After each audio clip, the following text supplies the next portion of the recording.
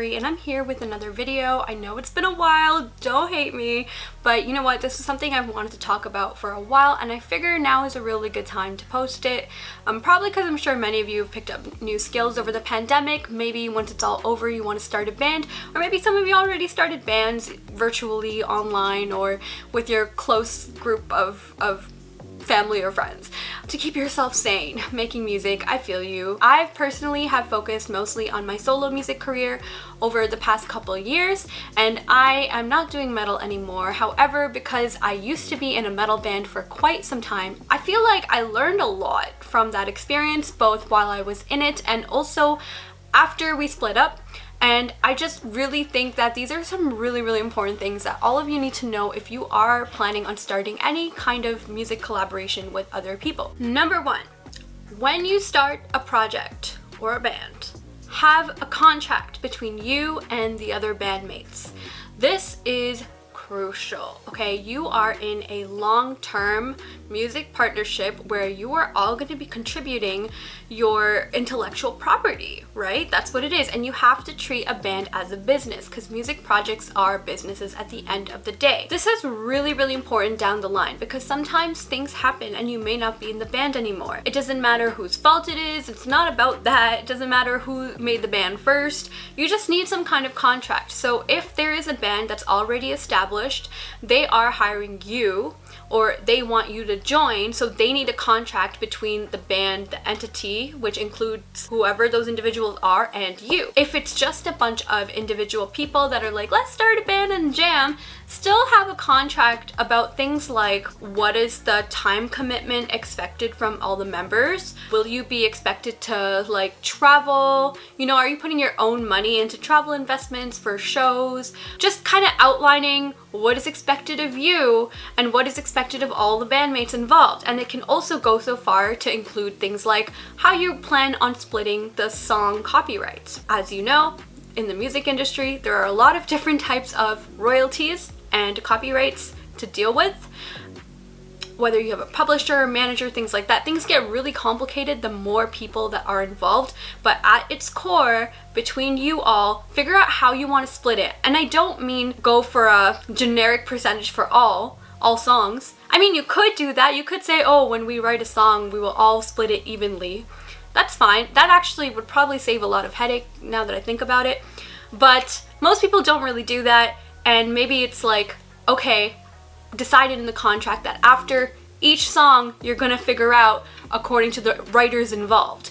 You know, get really specific, and also include things like who is managing the budget sheets and stating that everyone has access to viewing the documents and things like that. I will get more into that later, but just kind of cover your bases, cover the commitment, like how long is this valid for before you want to renew the contract. Have an expiry date. Have things like what type of investments are expected of each band member, things about privacy and trust. It may seem really excessive if it's just you and your friends and you're like, I want to write songs and I want to jam, and trust me, I have been there. I've definitely been there. I've jammed with a lot of people in my life. I've written songs with many people, but at the end of the day, music is a product, and your music is a product which has a lot of intellectual property tied to it, and for that you do need some form of commitment, agreement, so that everyone's on the same page. And trust me, it will save you down the line. So have this in writing and make sure everybody has a copy. Make sure it's all signed by everyone and all the members involved. Number two is song splits. Let's dive deeper into this issue and why it's so important. Let me give you an example. You're with a band for several years and you write a bunch of songs together and you take it to production and you play shows with it, and like all the money you get is gonna go into like the band bank or whatever. And at some point you're gonna want your music on streaming platforms and you're gonna get paid. And it's like, where does the money go? If you're in the band, it's easy to say, oh, it just recycles back into the band bank. But say for whatever reason you're not in the band anymore, maybe members kicked you out, maybe you decided to leave, then what do? Who is collecting what percentage? I am telling you, people will try to snake you. People will do whatever it takes to keep as much money as possible, because being in a band is expensive and most people in bands are pretty poor when they first start out, especially. If one member is leaving, they're gonna try and milk every penny. Like literally every penny, because that's how streaming royalties are. Okay, so It's very, very important that you figure out the song splits right away. If you wrote the song and collaborated with someone right when it's done, like, hey, how should we split this? You could keep it simple. Okay, 50-50, me and you. Or if it's the 3 people involved, you know, split it between the 3 or 4 or 5. Whatever you have. But make sure it's done right away. Maybe you want to get more specific, like, hey, this is my song. I want to keep 80% of the royalties, and because you helped on this part, you can keep like 20% and just keep it within those 2 members. Or if it's just like completely your song, keep like 100% of the royalties that would go towards you personally. At least this is for like the actual song writing copyright. You don't want to get screwed over later where you wrote a bunch of songs and people will be like, oh no, I contributed more though, even though they didn't. Or, oh no, we're not going to recognize you as a writer on this song because you played an insignificant part even though you wrote like a big chunk of it. You don't want to be in that situation. It's happened to me. Yes, it's happened to me. I got some shitty ex-bandmates and like some shit went down, I'm telling you, and you don't want to be in that position because it sucks. And if you are in that position, lawyers are expensive, and every lawyer consultation is going to tell you, hey, because it's not a big band, it's not worth pursuing because you will pay more in lawyer fees than you will actually getting money back from the result. And it sucks. Avoid the situation at all costs by doing your part in the beginning and figuring out your song splits right away. So the next point we have is to make sure everybody has visibility on the budget. Now, this isn't to say that everyone has to manage the budget. Maybe there are some newer members that you may not trust, or maybe the band is managing all of that. But what I want you to do is I want you to make sure you have eyes on the document that's tracking expenses. So even if it's like a view-only document, even if someone's just providing reports in the band, honestly, actually, I would say make sure you have a view-only document at the very least, if not an editing one, because you need to know, and keep your own as well. Even though there's like a band budget sheet, keep track of all your expenses and all your receipts in your own Excel file or whatever it is. This will protect you in the future for any, again, if you're not in a band anymore because, I don't know, people kick you out or you leave or whatever happens, then you will be covered and people won't try to lie about how much you spent. And in addition to that, you will know when someone is using your money illegally. And I know I'm saying this, you know, like as if I don't trust anyone, but honestly, when it comes to money, you can't trust anyone. That's how it goes. No matter what, I don't care if they're your friend or family member or just someone really close to you, you never know. People who are desperate and people who need money, like, people do shady shit all the time. It happens. Don't take it personally. I mean, actually, take it personally, but it's just a thing, okay? So just be careful. I want you to be careful. So track your expenses and make sure you have visibility on the band's expenses and how the budget is being tracked. Every time you invest any money into the band, make sure you see exactly what it's going to. And that way, you'll know that if they ever try to profit off your money, like when you're not in the band anymore, you can say, hey, this is how much I spend, and that's illegal. You can't do that. Like, I want my money back. And you'll know exactly how much that amount is. It'll just make things easier, trust me, okay? I lost about, I want to say $2,000 of my own money from previous bands that I was in that I got screwed over in. So it really sucked. It sucked so much at the time because I was in university and, you know, we out here as broke college students. That was my life and it really, really sucked. $2,000 was a lot of money. Actually, it is a lot of money. I'm very fortunate to be working now and making a stable income. So I feel a little bit better now knowing that I can make $2,000 faster than before, but it's still, I'm still salty about it, okay? It's still a lot of money. No matter how you look at it, it's $2,000. It's like rent, 1 month of rent in Toronto, 2 months if you have a, you know, cheaper place to stay in with roommates. I digress. So that covers the budget side of things. Your audio engineer makes or breaks you. Did you hear me? Your audio engineer makes or breaks you. Straight up. This goes for both live, this goes for recordings, everything. Let me tell you, when I say that I spent so many years struggling with sound because people don't know how to mix properly, especially when it comes to metal bands with softer vocals, and it's just a mess, okay? It's a mess live. People could never hear me live, and even the recordings were such a pain in the butt where my vocals were being drowned out by every other instrument because the people mixing had no idea what the fuck they were doing. And it will make or break you. People will not like you because they can't hear you, or they can't hear you well enough, or because balancing issues, they won't like your music because of that. It's just a fact, because it doesn't sound pleasing to their ears, right? They spend all this money coming to your show and they can't even fucking hear you. It sucks, okay? You need to make sure you have a good audio engineer. Invest. You get what you pay for, so invest a good amount of money on a good mixer. Make sure they know what they're doing. Do your research on them. Make sure they are familiar with your genre and your sound, right? And like, I understand it's really hard to afford, but this is something that you really do want to spend money on. Now, let's actually talk about the ways it can affect you live versus recording. I'll cover recording first. With the recording, you want to make sure you're tracking all parts of the band really, really well, either in a solid studio, or if you are going to do it from home, make sure you have the right equipment. Just rent stuff. Rent stuff. If you can't afford stuff, just rent it, okay, for a weekend or so. Track everything really well. Make sure you have good soundproofing and good acoustic treatment and everything. Get help from an actual engineer, you know? Do whatever you can to make the most of it. But at the end of the day, mixing and mastering is key. When it comes to live, what I want to talk about is you have the option of bringing your own sound person. You cannot trust venue sound people. Straight up, there are so many stories about this that I could go on forever about. When it comes to like live sounds, you want to understand your space and you want to learn a little bit about audio engineering yourself so that you can effectively communicate with your audio engineer. This is really, really important.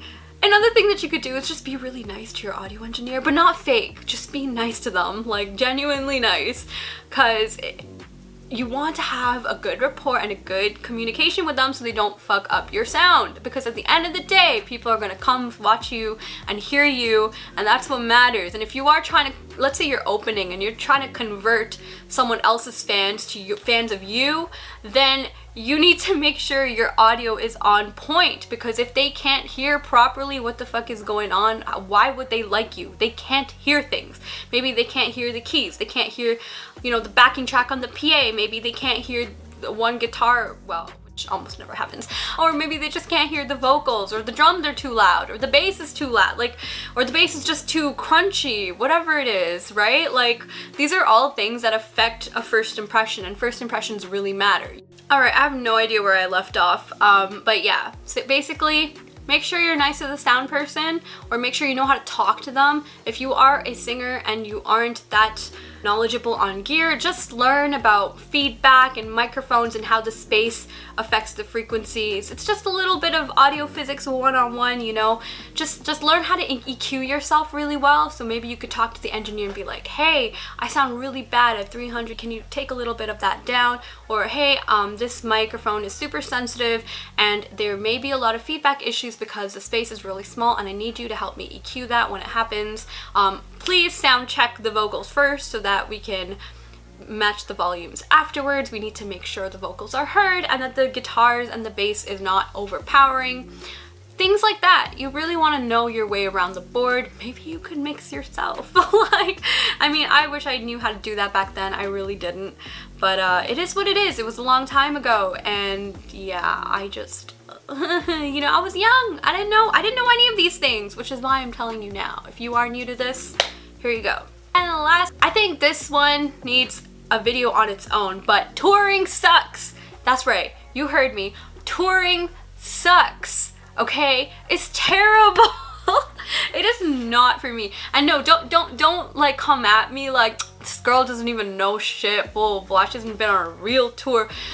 I am telling you, I'm going to share with you my experiences. Maybe in another video I'll go more in detail, but from what I've heard from stories from actually like bigger artists, even from interviews or talking to some of them in real life, it's kind of similar, okay? Touring is not as glamorous as you think it is. First of all, consider the fact that you are spending most of the hours in a day in a shitty van. Okay, listen, you do not have money for a tour bus when you're starting a band. Straight up, you don't, okay? It's gonna take you a while to get to that level anyway, but yeah, because tour buses go for like 50K, and then that doesn't even include gas and mileage on top of that, all right? So just hear me out. You're probably in a van, okay, you know, Tetris in the back seat with all the equipment, and you're jammed with a bunch of smelly people in the car, and for most hours of the day, that's your life, traveling from city to city, straight up.